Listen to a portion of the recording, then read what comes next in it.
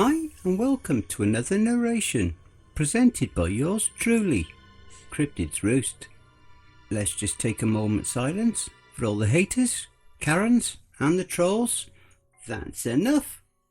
Be sure to check out the blooper reel at the end of the video, which is then followed by the end screen where you will find more videos listed. So grab your coffee, sit back and enjoy the show. And don't forget, where fear is, happiness is not. Stay out of the Ozarks. This awesome story is written by Sleeping Guy 5.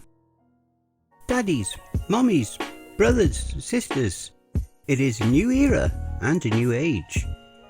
Every new age brings something new. There's a new site that gives you all your quality jackets, joggers, shoes, bags, hoodies and lots more. Metaphysik.com. Check them out today and I bet you won't regret patronising with them, and you will definitely demand more.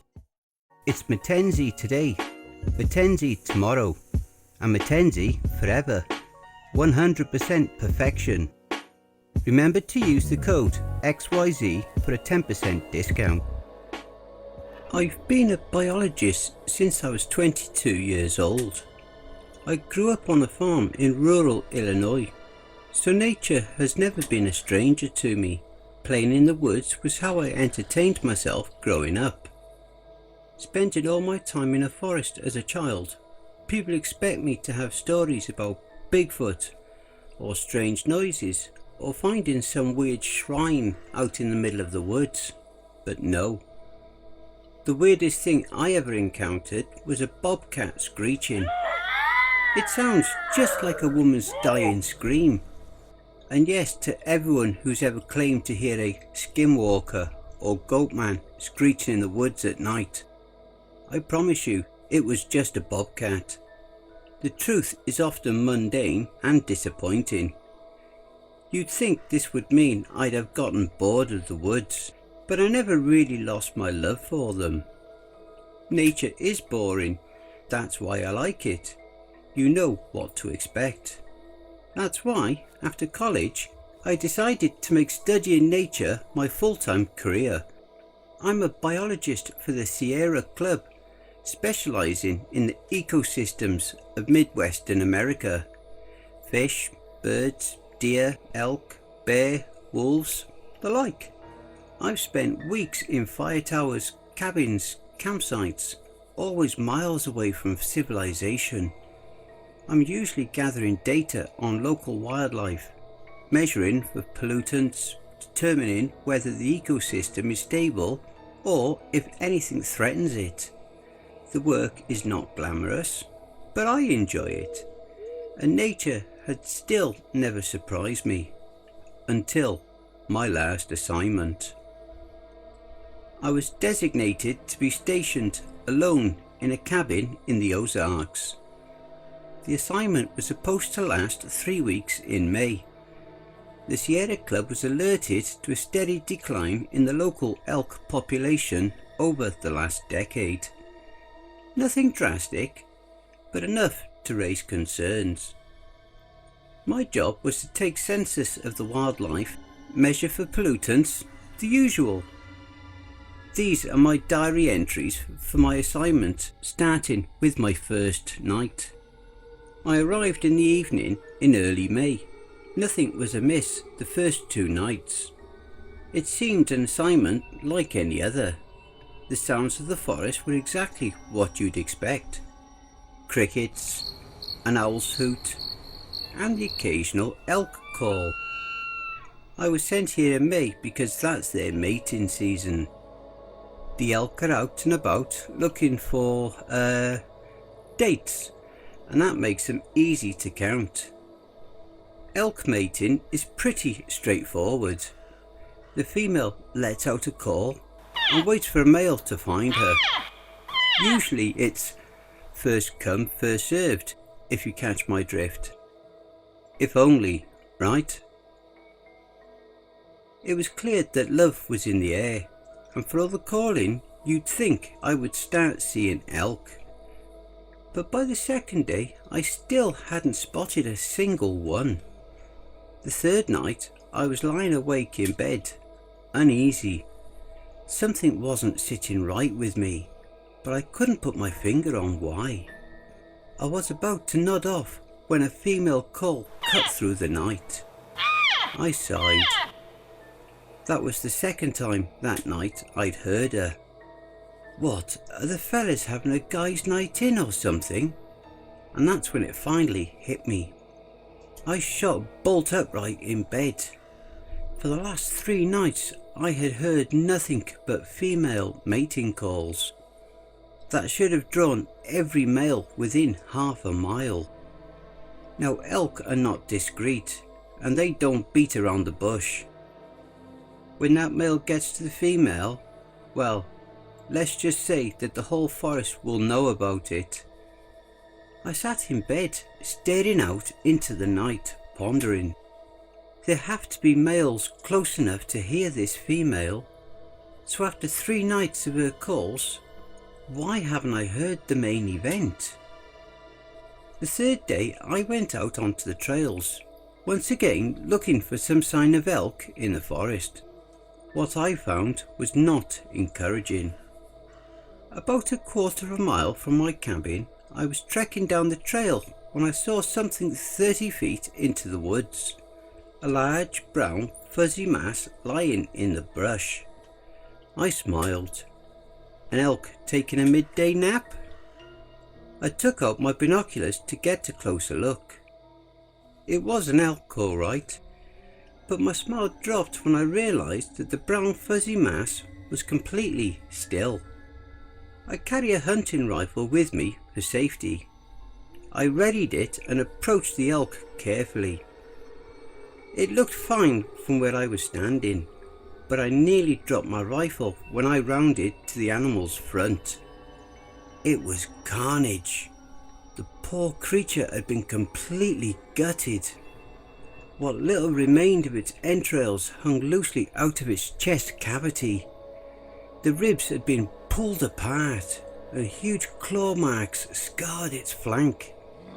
Its head was barely connected to its body by a few weak strands of flesh.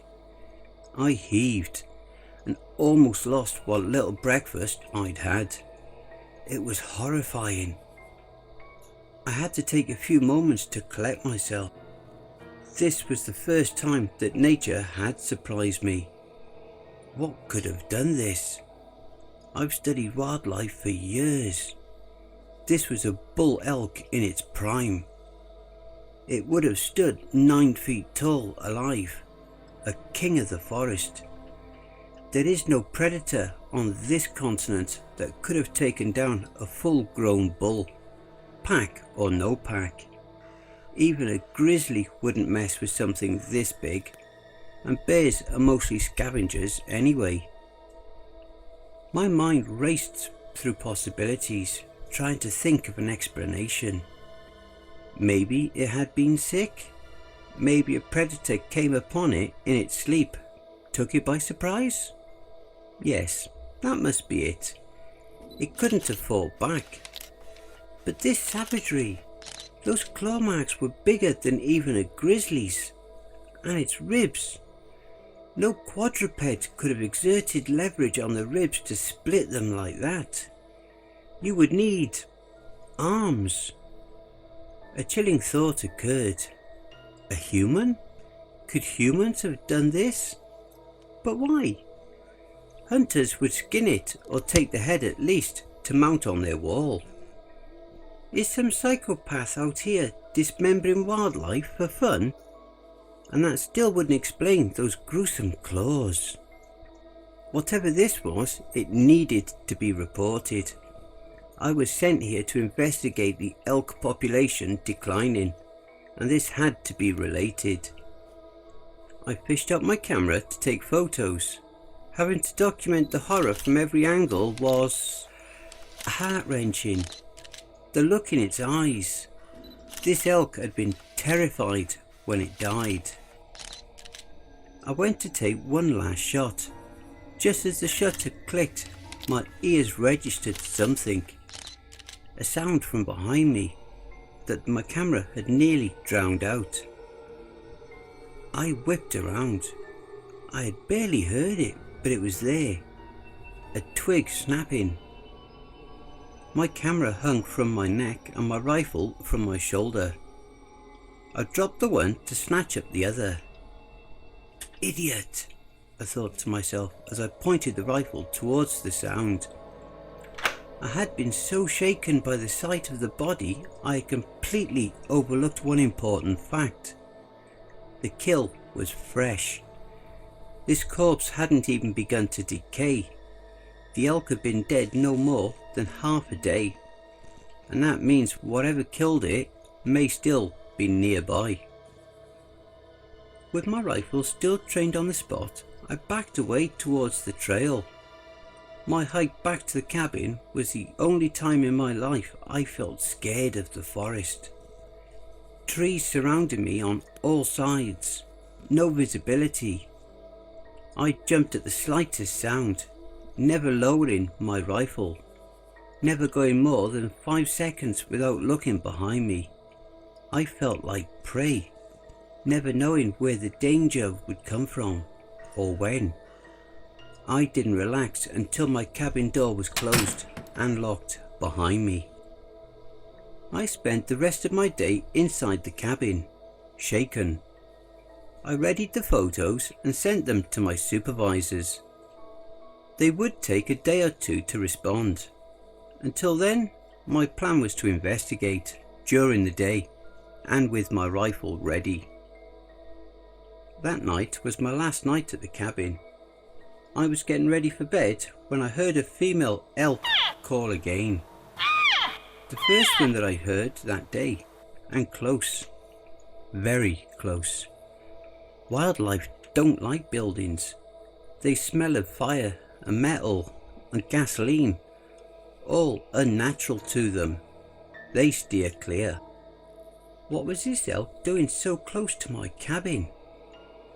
I peered out my window into the dark of the forest. No sign of her. She must have been beyond the tree line. I grabbed my rifle. Of course, I wasn't going to shoot the elk, but I might send a few shots into the air to scare it off. It would be nice to know the elk are breeding normally, but I could do without the front row seats. I unlocked my cabin and took a step out onto my porch, rifle still in hand. My eyes scanned the tree line looking for the female. That's when a pair of antlers struck out from behind a tree. An elk's head followed them and turned to peer right out at me. But this was a buck, probably attracted by the female's calls. This was promising, but all the more reason to scare them away. I raised my rifle to the sky and prepared to fire. That was when the elk flew into the air. Or its head did. The buck's head sailed in an arc towards me and landed just feet away from my door. I stood there in shock, trying to process what had just happened. Something or someone had been holding the head and had just thrown it. I nearly pissed myself in fear. I pointed my rifle at the tree where the buck's head had appeared. The light from my cabin barely reached. Were my eyes playing tricks on me? Had I just seen claws retreat around the trunk? I was frozen. I needed to reach behind me to open my door and get back inside. But I was too scared to turn my back on the forest or even take a hand off of my rifle. After a few seconds, I finally gathered up the nerve to brace the rifle against my shoulder, my finger still on the trigger. I groped behind me until my left hand found the doorknob, never taking my eyes off the tree. Thank God the door had not locked behind me. With my left hand, I turned the knob and pushed open the door, then drew it back to my rifle. I backed away quickly into the cabin, slamming the door and locking it. I hurried to the windows, drawing all my blinds and making sure each was locked, never letting my rifle out of arm's reach. The terror I felt as I approached each window, never knowing if there would be someone or something on the other side of the glass staring back at me. There hadn't been, which was almost as unnerving. I rushed the satellite phone to call the sheriff's office at the base of the mountain. The relief I felt when they picked up. "You need to get up here," I pleaded. "Who is this?" It was the sheriff's deputy on the other end. I'd met him and the sheriff before beginning my stay at the cabin. "It's me. I'm the guy stationed up at the cabin on the mountain." "Oh, sorry about that. What's the problem?" "There's someone up here fucking with me. Get up here now." Whoa, slow down. You mean like kids or something?" "No, it is not fucking kids. Someone up here just threw a decapitated elk head at my cabin." In my panic, I'd somehow kept the awareness to use the phrase someone instead of something. I didn't want this guy to think I was drunk or crazy. I just needed him to get up here.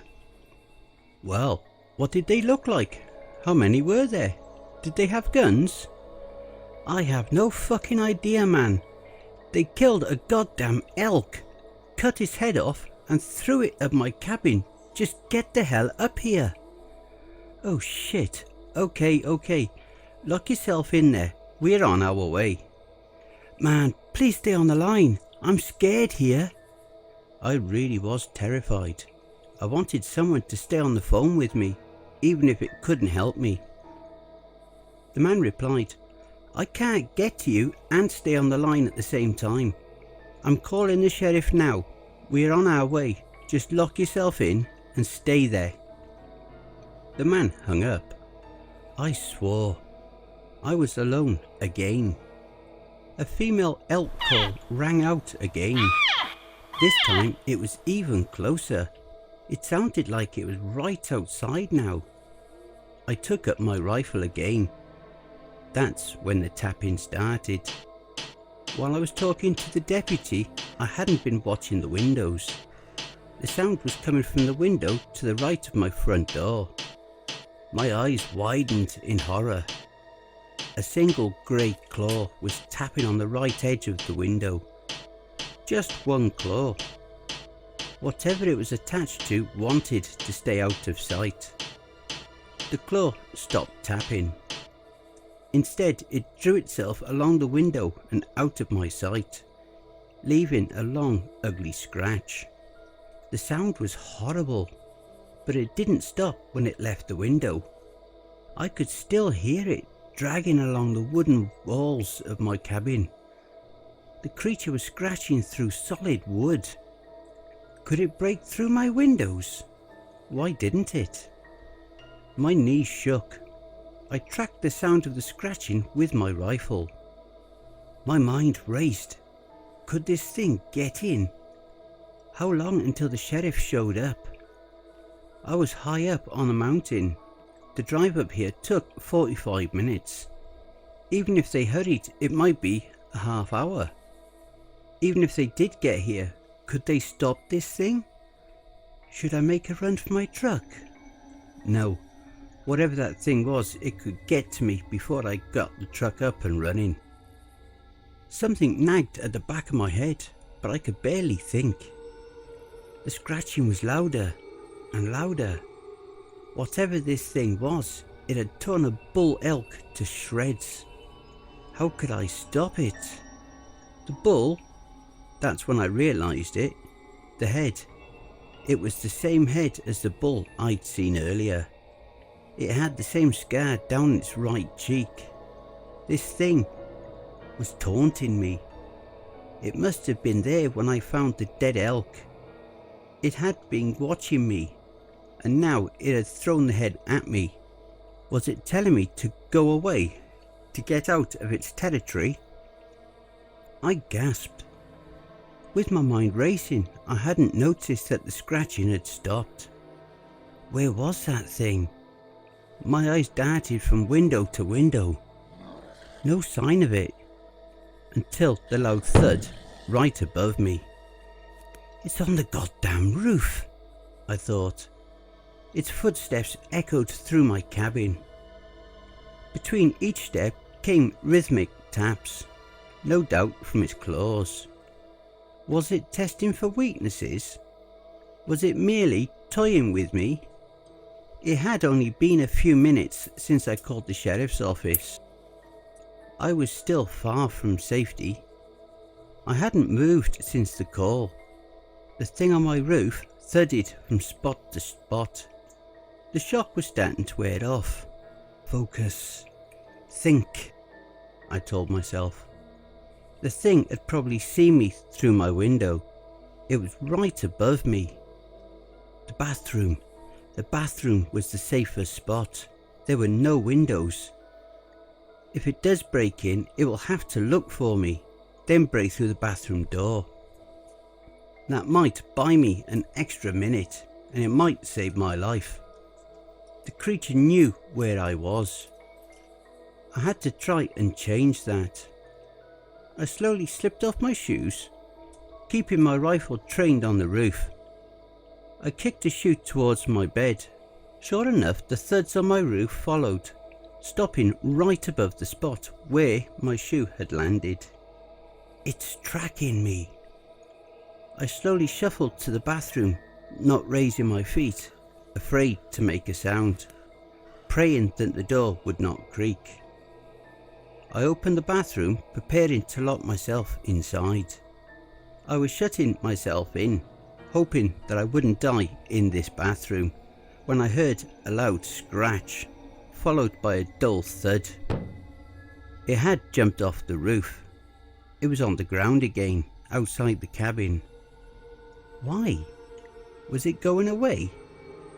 I was afraid to hope that maybe it had gotten bored. Maybe it had found some other prey.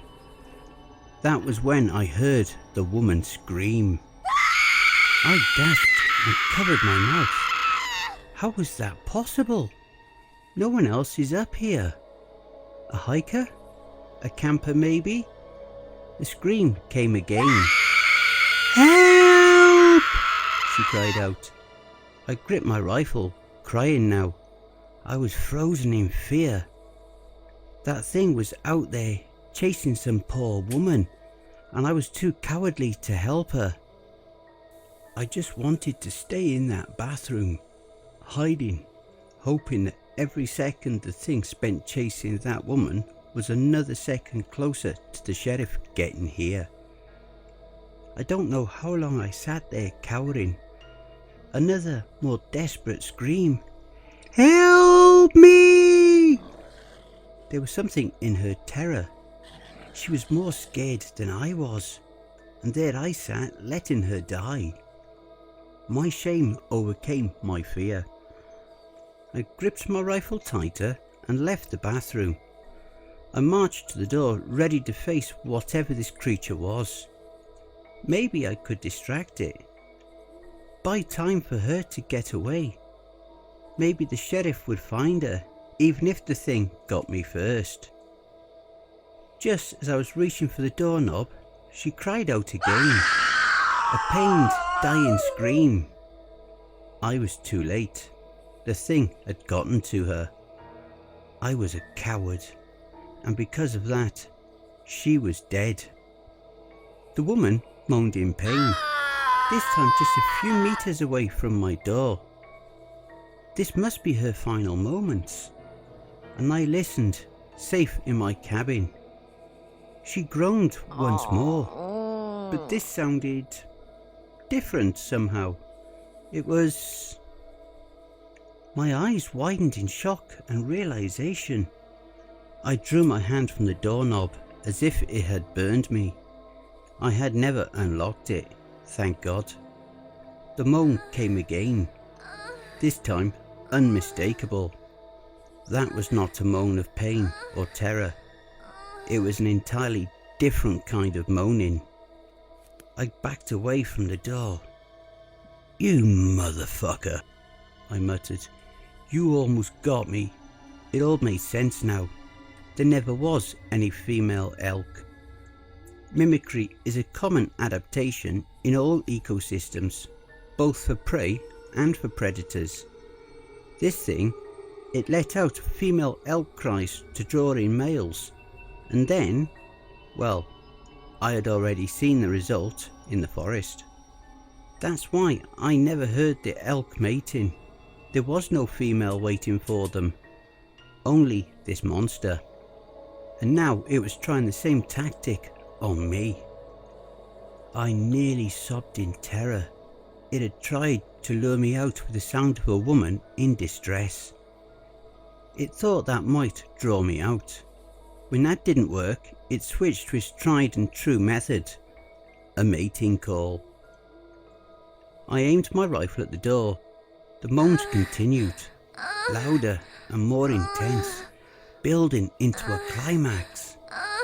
I was nauseous at the thought of whatever it was out there, squatting in the dark, mouth agape, emitting this perversion of a woman's voice, trying to draw me out into the dark and rip me apart, just like that elk. I stood with my rifle trained at the door, not moving. I had resolved that I was going to stand there until the sun rose or until the sheriff came, and the moment I saw this thing, I was going to shoot it. I don't know how long I stood there among the echoes of that sick creature. Eventually the moans puttered out and I was left in silence, until the tapping began again in the same spot as before. There it was, that single grey claw tapping on that same spot where it had scratched the glass. But then a second claw joined it, then a third. It drummed them along the glass, slowly, ever so slowly. A patch of grey fur poked out from the edge of the window. Time stopped, and the creature brought his face into full view. It was terrible, like a sloth, but its mouth and nose were caked in blood.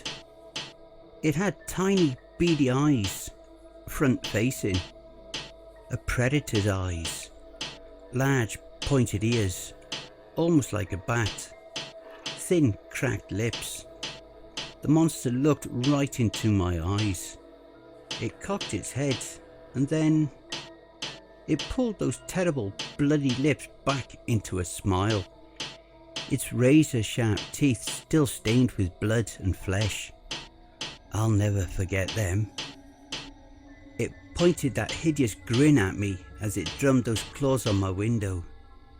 Shoot, shoot, shoot, I told myself, but I was frozen. This thing was going to kill me. Light poured through the front window. The monster disappeared out of sight. The sheriff and deputy had arrived in their truck. The two of them sauntered up to my porch and knocked. I had to shake myself out of my stupor and open the door. Both of them backed off and drew their weapons at me, screaming at me to put the gun down. I was still in shock. I think the only thing that kept them from shooting me was the terrified look in my eyes. They asked me what the hell was going on. I could barely speak. I just kept frantically repeating that they needed to get inside, that it was still out there. They eventually told me to come with them down to the sheriff's station. At first I refused to leave the cabin. They sort of half dragged, half walked me to the truck. They said I was like an owl the whole ride down, my head on a swivel, always scanning the tree line for it. I must have fallen asleep after I got to the station. I woke up the next morning in a cell. I was confused and disorientated. I nearly wept from fear when I finally remembered everything I had been through the night before. The sheriff and deputy sat me down in a room and asked me what the hell happened that night. I was silent at first. I didn't know what to tell them. If I told the truth, they'd think I was crazy. They'd asked me about the elk's head that I'd told them about during the call. It was gone when they got there, just a bloody stain on the ground where it had been lying. I made up a story, said that some kids were prowling around my cabin, making noises, trying to scare me. I called the sheriff's office because I thought I saw one of them with a gun. The sheriff only made me go over the story once. He seemed satisfied. He took me back up there the next day to collect my stuff. In broad daylight, of course. Sure enough, there were deep scratch marks along the side of the cabin. The sheriff didn't look at me. "Kids," he said. We collected my things quickly and hurried back down the mountain. I reported to my supervisors that it was probably overhunting causing the population decline. They would never believe the truth. The sheriff saw me off while I was waiting for the bus to take me back home. He shook my hand and drew me in for one of them manly half hugs. He gripped my shoulder. "Don't come back," he whispered. I gave him a confused look. He stared me right in the eyes. "It knows you now, has your scent, seen your face, heard your voice. You got away once. It won't happen again, so don't ever come back." That was years ago. I burned the clothes that I had worn that trip, so there's no way they'd end up near the Ozarks again. Never been back anywhere near the Ozarks, and anyone who's ever asked me, I always tell them to steer clear. I've spent so much time trying to forget what I saw that night, but that face, I remember every detail.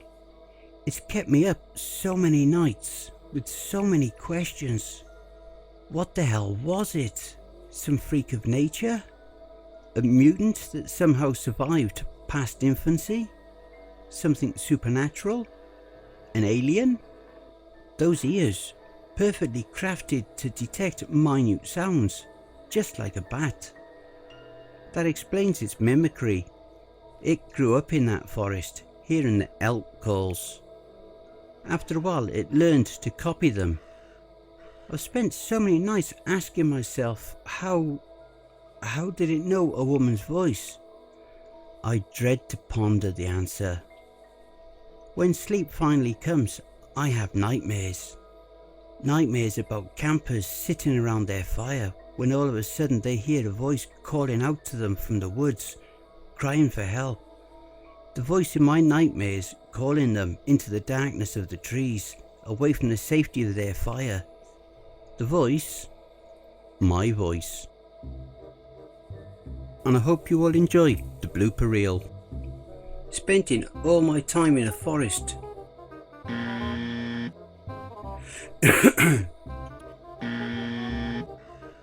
The assignment was supposed to be with my rifle still trained on the spot. I backed up. That's when a pair of antlers stuck. After a few seconds, I finally gathered up the nerve. Between each step came rhythmic that by me, stopping right above the stop. I nearly wept with from. I called the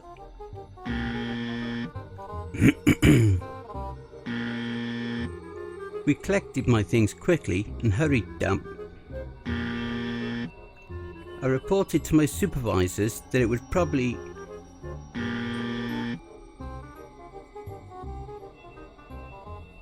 Hey family, please be so kind as to throat punch the like button and smack the arse of the subscription button as well. And remember to chokehold that notification bell and then select all. That way you'll receive all notifications each time I upload a new video. And by subscribing, you'll be the first to see all of our new spooky creepypasta stories. A very big thank you to Sleeping Guy 5 for allowing me to narrate this awesome story. Make sure to check out Sleeping Guy 5's Reddit page for more brilliant stories as well. Also be sure to check out the Sleeping Guy 5 playlist here for more of their stories that I may have already narrated. I would just like to say a very big thank you to all of the authors that I have worked with and all the ones that I will work with in the future. So thank you all, my brothers and sisters. And why not hashtag cryptidsroost in your comments. If you would like to support the channel and help make us grow, I have an account at buymeacoffee.com. You can buy me a coffee with your donations, big or small, to that site. You can also support us at Ko-Fi, which is an alternative to Patreon. I have an account at BitChute, which is an alternative to YouTube. Or you can support us, donate via paypal.me/cryptidsroost. All relevant links will be below. And don't forget to check out the end screen, see above. That will also list some more videos in my back catalogue. Take care everyone, and I hope you all have a wonderful and peaceful night. And don't forget, where fear is, happiness is not.